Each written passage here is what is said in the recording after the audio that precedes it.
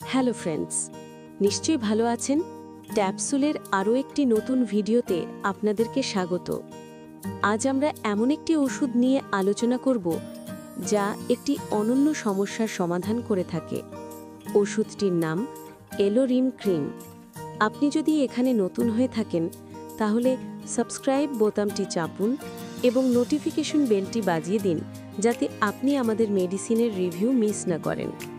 এখন চলুন শুরু করা যাক। ওষুধটির নাম এলোরিম ক্রিম। এটি একটি ক্রিম জাতীয় ঔষধ।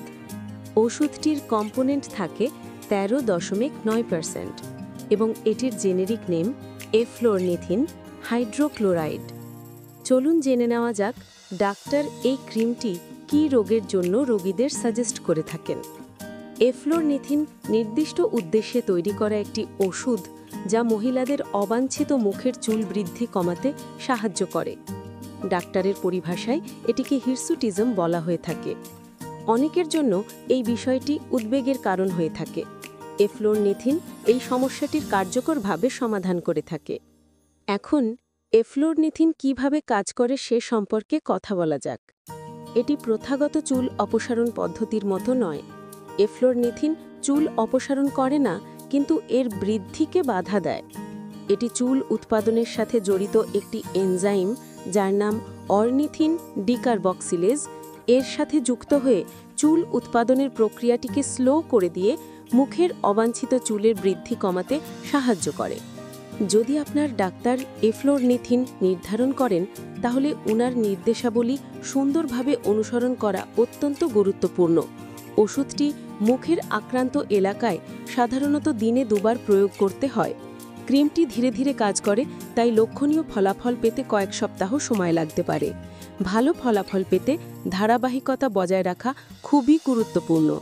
যে কোনো ওষুধের মতো এফ্লোরনিথিনেরও পার্শ্ব প্রতিক্রিয়া আছে। সাধারণ পার্শ্ব প্রতিক্রিয়ার মধ্যে রয়েছে প্রয়োগের স্থানে ত্বকে জ্বালা করা বা লাল ভাব হওয়া। যদি কোনো পার্শ্ব প্রতিক্রিয়া তীব্র আকার ধারণ করে তাহলে দেরি না করে আপনি আপনার ডাক্তারের সঙ্গে দ্রুত যোগাযোগ করবেন। ডাক্তার আপনার ওষুধের কার্যকারিতা নিশ্চিত করার জন্য এই প্রভাবগুলি নিয়ন্ত্রণ করার কৌশলগুলি সুপারিশ করতে পারেন। যদিও এফ্লোরনিথিন নিজে থেকে নিজের মতোই কাজ করে, কিছু ব্যক্তি এটিকে অন্যান্য চুল অপসারণ পদ্ধতির সাথে একত্রে ব্যবহার করতে পারেন, যেমন শেভিং বা ওয়্যাক্সিং। আপনার চাহিদা মতো একটি ব্যক্তিগত পদ্ধতি নিশ্চিত করতে আপনার ডাক্তারের সাথে এই বিকল্পগুলি নিয়ে আলোচনা করা অত্যন্ত গুরুত্বপূর্ণ। এফ্লোরনিথিন ব্যবহার করার আগে আপনার ডাক্তারকে আপনার ব্যবহার করা অন্য কোনো ওষুধ বা ত্বকের যত্নের স্কিন কেয়ার প্রোডাক্ট সম্পর্কে অবহিত করবেন। উপরন্তু আপনি গর্ভবতী বা বুকের দুধ খাওয়াচ্ছেন কিনা তা অবশ্যই ডাক্তারকে জানাবেন। এই তথ্যগুলি আপনার নির্দিষ্ট পরিস্থিতিতে একটি নিরাপদ এবং কার্যকারী চিকিৎসা পরিকল্পনা নিশ্চিত করতে সাহায্য করবে। যারা মুখের চুলের অবাঞ্ছিত বৃদ্ধি নিয়ে দুশ্চিন্তায় আছেন তাদের জন্য এফ্লোরনিথিন একটা গেম চেঞ্জার হতে পারে। মনে রাখবেন, আপনার ডাক্তারের সাথে খোলামেলা আলোচনা সর্বোত্তম ফলাফলের জন্য অত্যন্ত গুরুত্বপূর্ণ। এই ছিল এলোরিম ক্রিমটির রিভিউ। ভিডিওটির কোনো ইনফরমেশন যদি আপনার ভালো লেগে থাকে তাহলে ভিডিওতে একটি লাইক দেবেন এবং এই ভিডিওটি তাদের সাথে শেয়ার করবেন যারা এটিকে দরকারি বলে মনে করতে পারেন। আর ট্যাপসুল একটি নতুন চ্যানেল, সাবস্ক্রাইব করে ট্যাপসুলকে গ্রো করতে হেল্প করবেন। আর আপনার যদি কোনো ওষুধের রিভিউ দরকার হয় তাহলে আমাদেরকে কমেন্টস করবেন, জানাবেন। আমরা আপনার ওষুধের রিভিউটি তৈরি করে যত তাড়াতাড়ি সম্ভব আপলোড করে দেব। ভিডিওটি দেখার জন্য অসংখ্য ধন্যবাদ। আজকের মতো এখানেই শেষ করছি। ভালো থাকবেন।